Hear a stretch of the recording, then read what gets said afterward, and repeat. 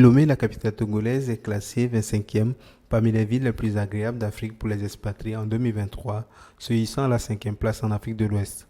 La ville côtière devance les capitales telles qu'Abidjan et Lagos et elle est surpassée seulement par Dakar, Accra, Banjul et Cotonou dans la sous-région. L'attractivité de Lomé est renforcée par un coût de la vie abordable, la plaçant comme deuxième moins cher de l'espace UEMOA selon le cabinet Mercer.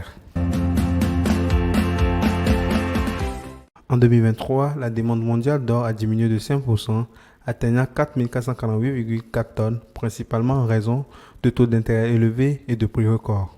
Les investisseurs ont réagi aux hausses de taux de la Réserve fédérale américaine, conduisant à une baisse de 15% des investissements en or.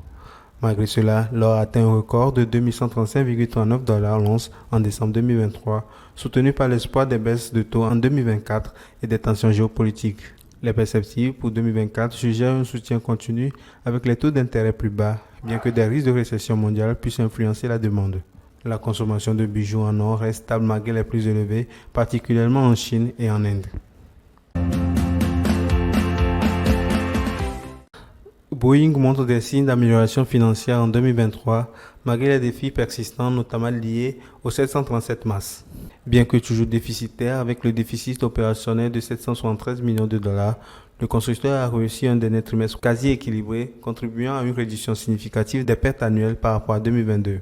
Avec une marge opérationnelle passée de moins 5,3% à moins 1%, Boeing se concentre sur le renforcement de la qualité pour surmonter les obstacles futurs. L'épidémie de choléra en Zambie, présente depuis octobre 2023, a touché toutes les provinces avec Lusaka comme épicentre. Les fonds centraux de l'ONU débloquent 2,5 millions de dollars pour lutter contre cette crise. Ces fonds cibleront la santé, la nutrition, la prévention, la protection et l'amélioration de l'eau, l'assainissement et l'hygiène.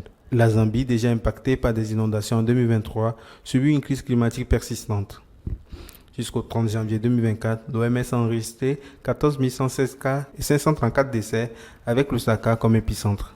Cette aide de l'ONU intervient après une précédente intervention en 2022 et 2023 avec 16,6 millions de dollars pour lutter contre une épidémie de choléra. Le conseil d'administration du Fonds monétaire international a approuvé un financement de 111 milliards de francs CFA en faveur du Cameroun dans le cadre du mécanisme pour la résilience et la durabilité. Ce financement vise à aider le pays confronté à des risques importants liés au changement climatique, à réduire les menaces sur les moyens de subsistance, la production et à prévenir l'aggravation de l'insécurité alimentaire, des conflits et la pauvreté.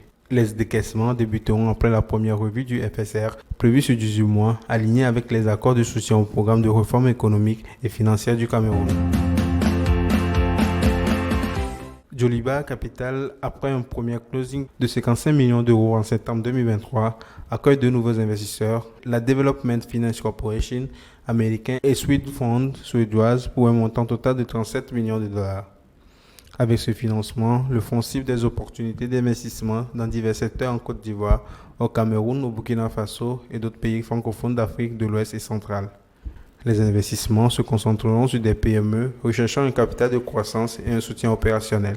Cette initiative renforce l'écosystème entrepreneurial en Afrique francophone malgré une baisse globale des levées de fonds technologiques en 2023. Selon le rapport Patec Africa, la région a attiré 15% des investissements en equity en Afrique en 2023, soulignant une croissance positive. La compagnie agroalimentaire BWA Foods, cotée à la bourse de Lagos, déclare un bénéfice net de 93,4 millions de dollars en 2023, enregistrant une croissance de 22%. Cette plateforme est attribuée à une amélioration des ventes avec un chiffre d'affaires en hausse de 114% à 610 millions de dollars, notamment dans le secteur du sucre, des farines, des pâtes alimentaires et du son de blé. La reprise des activités de production de riz blanchi a également contribué à la croissance, générant des recettes supplémentaires de 1,8 million de dollars. Malgré une augmentation des coûts, la croissance du chiffre d'affaires compense avec succès ses dépenses. En 2023, les exportations de vin de l'Afrique du Sud ont enregistré une baisse de 11%, générant 540 millions de dollars. Cette contre-performance est principalement due à une diminution de 17% des volumes exportés, soit 3,06 millions d'hectolitres. Le regroupement Wines of South Africa explique cette tendance par une faible appréciation des prix de vente sur le marché international, accentuée par des excédents de stock chez les principaux producteurs mondiaux. Le Royaume-Uni, l'Allemagne et les Pays-Bas représentent plus de 45% des expéditions en valeur, avec le segment des vins conditionnés contribuant à plus de 76% des recettes d'exportation.